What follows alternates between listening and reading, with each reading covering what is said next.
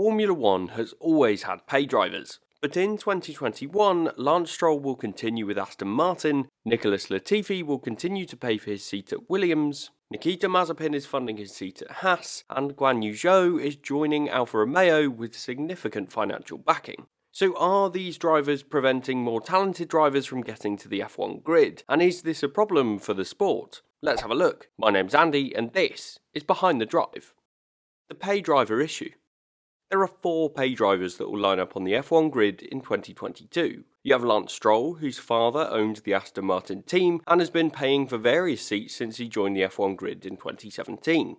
Nicholas Latifi, who is entering his 3rd season with Williams and is reportedly funding his seat with a circa $30 million per season. Nikita Mazepin is entering his 2nd season of Formula 1 with Haas and is reportedly paying tens of millions for his seat, and then Guan Yu Zhou will make his debut in 2022 with his sponsor backing being reportedly €30 million, but given he's the first ever Chinese F1 driver, he could easily be attracting further sponsors for the Alfa Romeo team.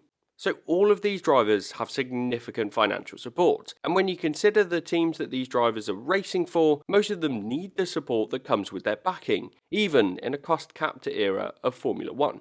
You could argue that at least 2 of these teams might not exist without the backing of these drivers. Both Williams and Haas have been close to bankruptcy in recent times, and the funds from these drivers could well have ensured their position on the grid. However, what the pay driver situation does mean is that there are almost certainly other drivers that fail to make it to the F1 grid. Even if we look at the direct impact of some of these 4 drivers when it comes to Lance Stroll, he took the spot of Esteban Ocon when he joined Racing Point in 2019, and arguably meant Sergio Perez could have been left on the sidelines had Red Bull not picked up the Mexican driver. Nikita Mazepin's recruitment resulted in Grosjean and Magnussen leaving the sport, 2 relatively experienced older drivers that potentially had more to offer in F1. And then arguably the recruitment of Guan Yu Zhou has been made at the expense of one of his fellow young Alpine drivers, Oscar Piastri, the driver that has just won 3 junior titles back-to-back as he proved himself ready for a run-out in Formula 1. Now, of course, you can't blame these pay drivers for limiting the opportunity of these other drivers that are around them. They've done nothing wrong in this situation. But when 1 in 5 of the current crop of Formula 1 drivers are primarily there because of the amount of money that they could spend funding their seat, it doesn't exactly make the sport look amazing when it comes to being regarded the pinnacle of motorsport. You can't make the claim that these 20 drivers are the best in the world, so this isn't just an issue for the drivers that have missed out as a result, but arguably an issue for the sport as a whole. But before I determine whether all pay drivers are bad, I want to take a moment to ask you to consider subscribing to Behind the Drive. I've got so much more to come for the 2022 season and beyond. Thanks. Are all pay drivers bad? When you consider the term pay driver, it tends to have negative connotations, but personally, I think you have to consider the restrictions that Formula 1 has put in place recently to ensure that pay drivers are not exactly talentless.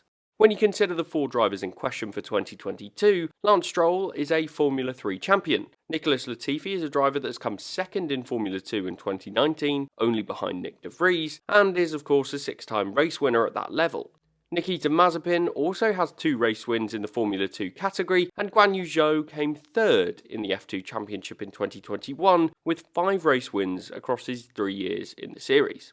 So these drivers have all had some success in the junior formula. And the FIA has actually put measures in place to ensure the calibre of drivers on the F1 grid is up to a certain standard. The super license point structure was updated in 2016 following a 17-year-old Max Verstappen making his debut the previous year, and the new system had some significant criticism. Some notable drivers that wouldn't have been eligible for an F1 seat had this system been in place included the likes of Kimi Raikkonen, Daniel Ricciardo, and of course Max Verstappen, who would have failed in terms of both qualifying points and age. So there were some obvious downsides to this and some justified criticism. But what it did do was ensure that even the pay drivers would have had to meet the criteria as defined by the FIA to qualify for a super license and make it onto the F1 grid. So this then raises the question of whether all pay drivers are bad. When you consider 2 of these 4 drivers on the 2022 grid, both Nicholas Latifi and Guan Yu Zhou have qualified based on just a single season's results, as the Canadian driver came 2nd in F2 in 2019 and Zhou came 3rd in the same tier in 2021. So these two drivers absolutely deserve their super license, and when it comes down to who is deserving of a spot on the F1 grid, having a super license is the criteria that the sport's governing body has set. And when you compare the performances of Zhou and Latifi in particular with the other drivers that have recently graduated into the sport, you can see that Tsunoda also came third in F2 in 2020, and Norris came second in F2 in 2018. Now, of course, the quality of the F2 grid varies from year to year, so this comparison isn't exactly perfect, but these drivers have both achieved strong results in the feeder categories that can be comparable to other drivers that graduate into F1. You must also ask the question of whether these four drivers would be in their respective seats without the financial backing. And I think we can be confident that each of these drivers would have been overlooked with the teams looking at some more talented drivers instead. However, when you look at the case of Lance Stroll, I believe that a driver with 5 years experience in the sport but is still just 23 years old, I wouldn't be surprised if a team would be interested in a driver with such potential and experience. Likewise, with Nicholas Latifi, he's recently been retained for his third season in the sport, despite the fact that the Williams team now have stronger financial backing, so he must be doing enough to convince Williams that he's deserving of that seat. This means that despite these drivers probably not being top of the list as they join the grid as rookies, they've probably been able to develop and actually perform well given their opportunity.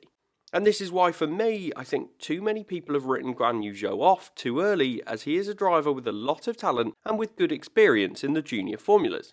He isn't a driver that doesn't deserve that seat, he just perhaps wasn't the number one option. What's the solution?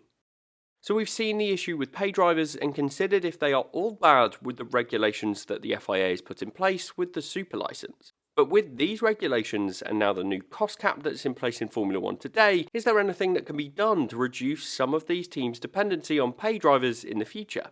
Well, for me, I question what more could be done. I don't believe that having 1 in 5 drivers on the F1 grid as pay drivers is good for the sport, and I especially don't like the fact that there are many talented drivers that are left on the sidelines and never given an opportunity on the F1 grid. And so often drivers lose out purely because of bad timing or the fact that they're supported by one team's driver academy versus another. Even then, once drivers have that chance on the grid, they are so often at risk during their first couple of years unless they have significant financial backing. Having said this, you could argue that the best drivers are still making it onto the F1 grid, when you consider the likes of Max Verstappen, Charles Leclerc, Lando Norris and George Russell, for example. All 4 of these drivers got their chance and had the relevant support coming through their driver academies. But you could also argue that at many points through the early stages of their careers, they were in the right place at the right time. In an alternate pathway, these drivers could have easily ended up in the Alpine Driver Academy as Oscar Piastri is today, and the drivers on that pathway have historically struggled due to a lack of seats and opportunity. So when it comes to a solution for this in excess of what exists already, many people in the comment sections of my videos have called for additional teams or dedicated F2 Champions seats.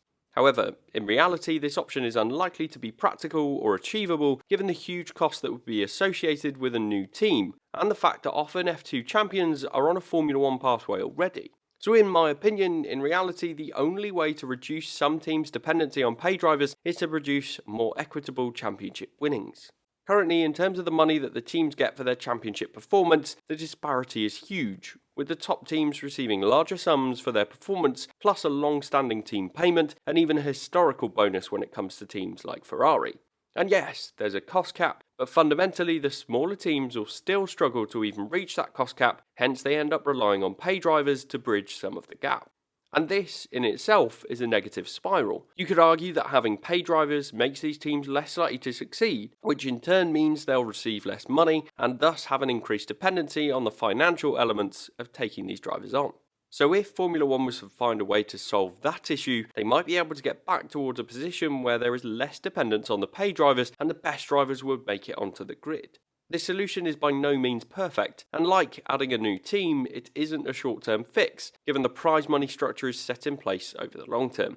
But if Formula 1 has a desire to ensure the 20 drivers on the grid are the best out there, then they'll need to do something to reduce the dependency on pay drivers. But if you want to look at another reason why the F1 grid is changing, and a group of 4 drivers that haven't paid for their seats, make sure you watch this video next.